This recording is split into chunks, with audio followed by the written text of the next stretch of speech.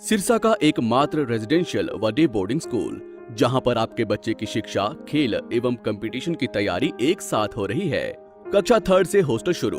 कानपुर, दिल्ली, सीकर व south India से staff colonel VH Sisodia व सूबेदार AIG लालचंद पारिक के मार्गदर्शन में बच्चों की 9वीं से ही कैरियर काउंसलिंग करके उन्हें उच्च दर्जे की डिफेंस की तैयारी करवाई जाती है।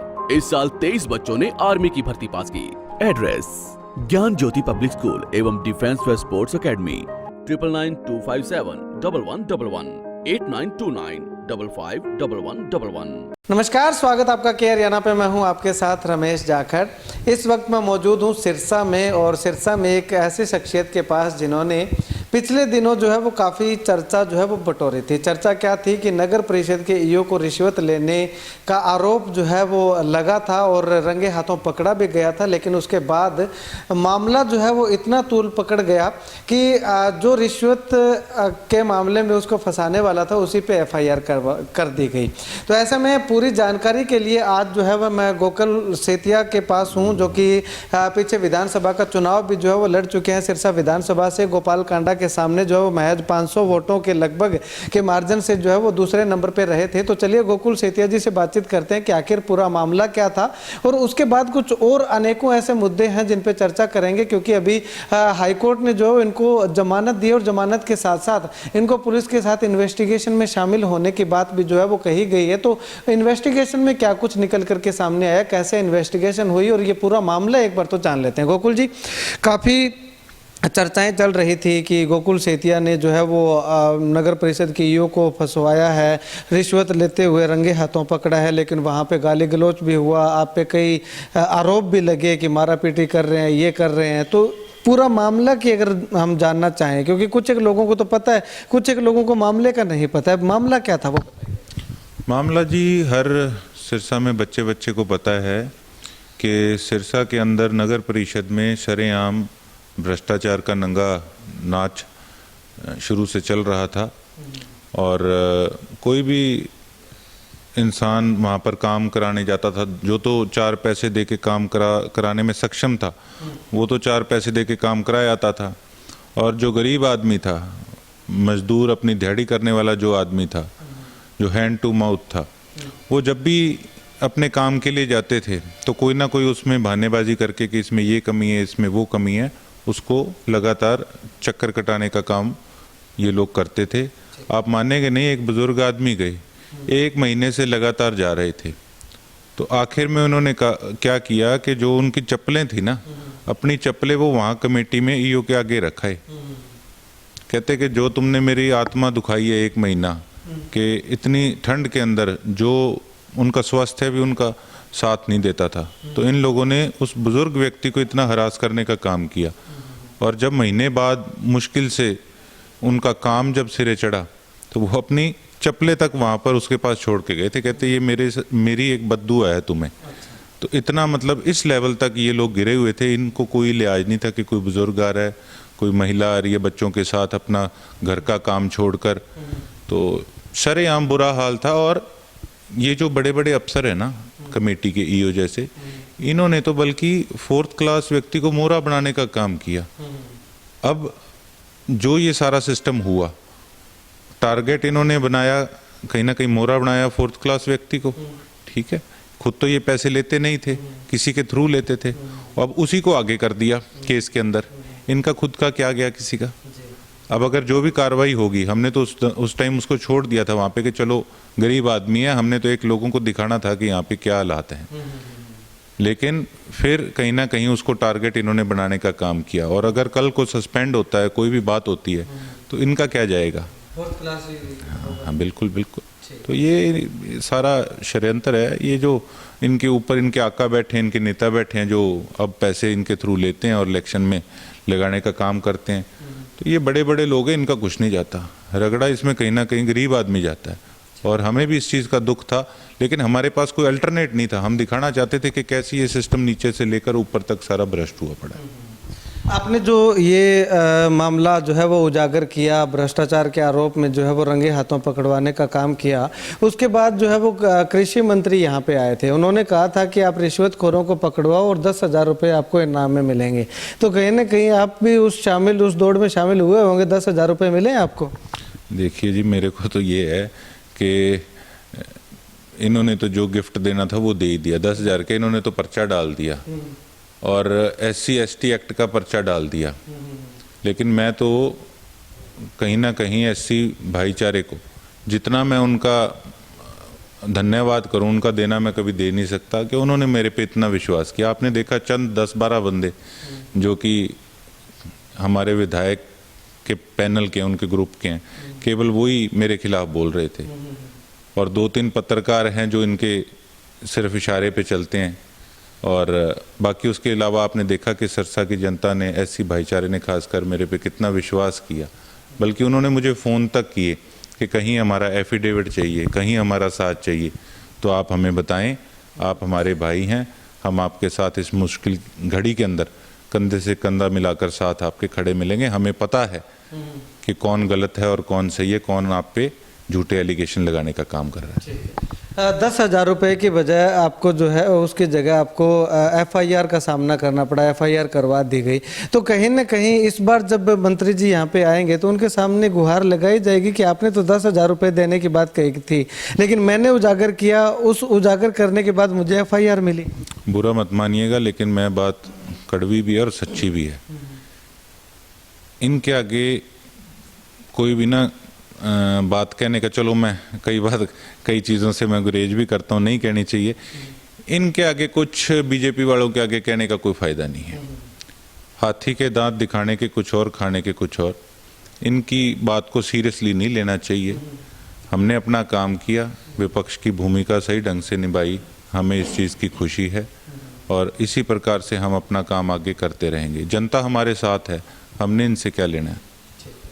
अभी हाई कोर्ट से आपको जमानत मिली, जमानत के बाद साथ में ये भी कहा गया कि पुलिस इन्वेस्टिगेशन में आप शामिल होइएगा। तो उस इन्वेस्टिगेशन जब हुई तो उसमें क्या क्या कुछ निकल करके सामने आया, कैसे इन्वेस्टिगेशन? इन्वेस्टिगेशन तो जी मैंने बल्कि DSP साहब से उस समय बात करी नॉर्मल। मैं कहा DSP साहब अब आप बैठे हैं, अब आपके सामने मैं 2.5 घंटे किसी को कैसे बंदी बना के बिठा दूंगा, बताओ आप। और मैंने तो एक बात कही कि अगर इतना वहाँ पर मीडिया था, हर व्यक्ति का मोबाइल ऑन था, अगर मेरे मुंह से एक भी कोई जाति सूचक शब्द निकला हो तो मुझे दिखाइए। आप कोर्ट में दिखाते अगर आप लोगों के आगे नहीं ये चीज़ शो करते तो। लेकिन माननीय हाई कोर्ट ने भी इस चीज़ पर सहमति जताई कि गोकुल सेतिया ने इस तरीके का कोई वहाँ पर जाति सूचक शब्द इस्तेमाल नहीं किया किसी के अगेंस्ट, तो और मुझे इसी बिहाफ पे जमानत मिली। ये सब झूठी चीज़ें हैं। मैं तो एक बात कहूँगा, पुलिस भी क्या करे, पुलिस अंडर प्रेशर है। ये किस तरीके से ऊपर बैठ के गेम घुमाने का काम कर रहे हैं। और एक आपको सच्चाई बताऊँगा मैं आपके चैनल के माध्यम से, पहली बार ये चीज़ आपके आगे रख रहा हूँ मैं, कि मेरी पूरी तैयारी थी, मैं अपनी गिरफ्तारी देने के लिए जा रहा था। उससे पहले चुनाव के अंदर, विधानसभा चुनाव में इन्होंने मेरे पे किडनैपिंग का केस डाला, जिसकी जमानत अब मैंने उसके बाद में कराई है। तो जब मैं पेश होने जा रहा था तो कुछ जो हमारे MC साथी हैं, कुछ जिन्होंने MC का चुनाव लड़ना है, जिन्होंने मेरे विधानसभा चुनाव के अंदर एडी चोटी का जोर लगाया, उनको पता था कि मैं पेश होने जा रहा हूँ। तो उन्होंने मुझे एक बात कही कि तेरा पिछला पर्चा साथ झूठा ही अटैच कर देंगे, 6 महीने जमानत नहीं होगी। मैं कहा मेरे को कोई डर नहीं है उस चीज़ का। कहते तेरे को तो डर नहीं है, MC का इलेक्शन, मेयर का इलेक्शन सिर पे है, तो अगर तू अंदर चला गया तो हमें कौन संभालेगा। हमने ईमानदारी से काम करना है। अगर हमारे साथ खड़ा होने वाला ही कोई नहीं उस समय होगा तो ये जो चोर हैं, ये चोर आगे आ जाएंगे और शहर को खा जाएंगे। तो ये एक सिस्टम है, ये सिस्टम के अंदर से अगर तुम निकल गए तो चोरों की स्कीम कामयाब हो जाएगी।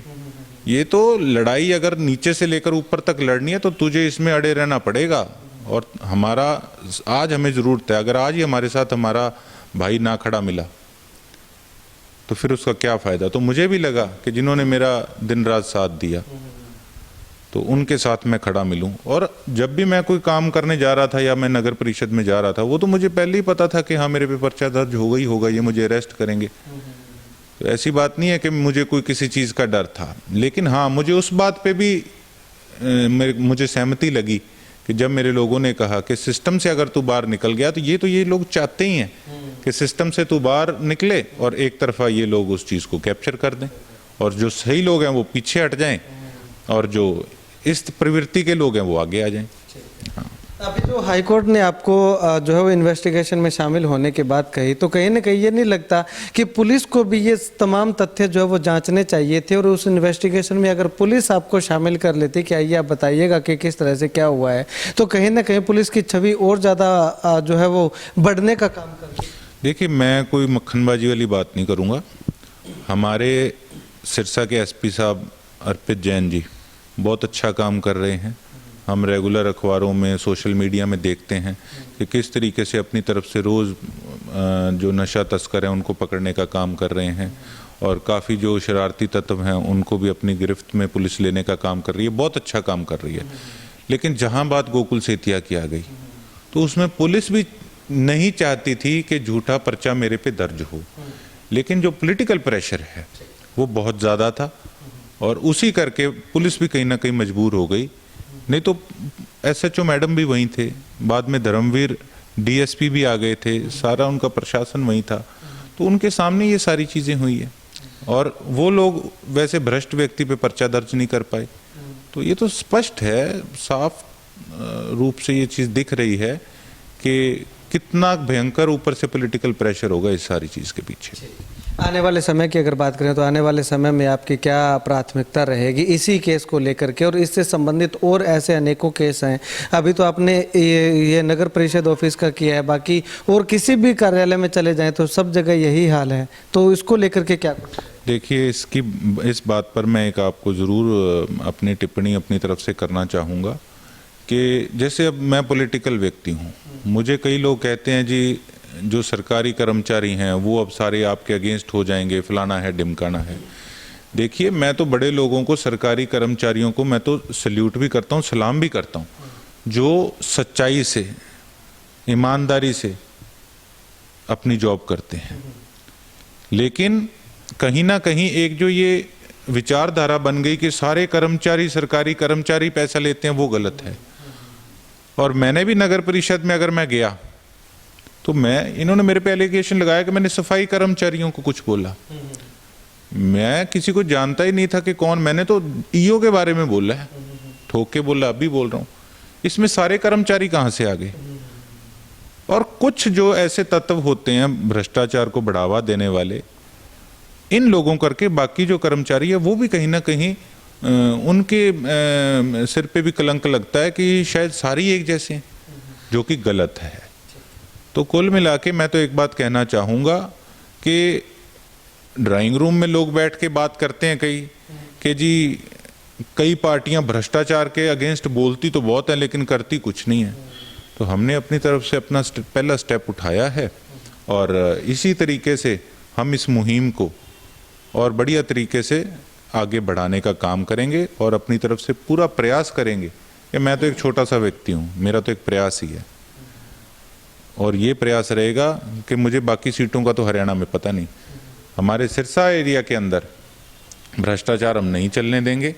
जो भी व्यक्ति, कोई अगर कर्मचारी पैसा किसी सिरसा के व्यक्ति से मांगता है, बेशक हमारे गाँव का क्षेत्र है, बेशक हमारा शहरी क्षेत्र है, तो आप मुझे इत्तला करें। मेरी तरफ से जितना होगा मैं पूरी अपना प्रयास करूंगा कि भ्रष्टाचार बिल्कुल ज़ीरो टॉलरेंस असल में वो हम लागू करके दिखाएंगे कैसी होती है। शुक्रिया गोकुल जी बातचीत के लिए। तो जो तमाम एपिसोड हुआ था नगर परिषद कार्यालय में, उस तमाम एपिसोड को लेकर के गोकुल सेतिया से खास बातचीत हुई थी।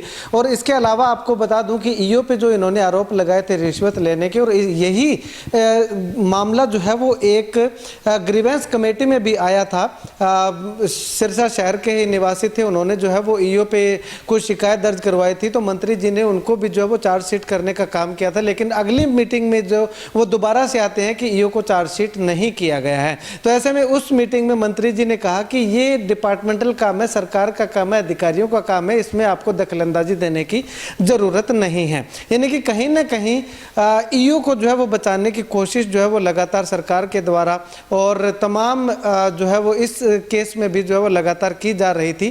खैर क्या कितनी सच्चाई है, कितनी सच्चाई नहीं है, इस बात का हम पुख्ता प्रमाण जो वो नहीं कर सकते हैं। खैर पुलिस जांच है, पुलिस इन्वेस्टिगेशन है, इन्वेस्टिगेशन होने के बाद ही पता चल पाएगा कि आखिर जो है वो इसमें ईओ कितना गुनहगार है या कौन गुनहगार है, कि क्या उस पर कार्रवाई होती है, वो भी लगातार हम आपको दिखाते रहेंगे।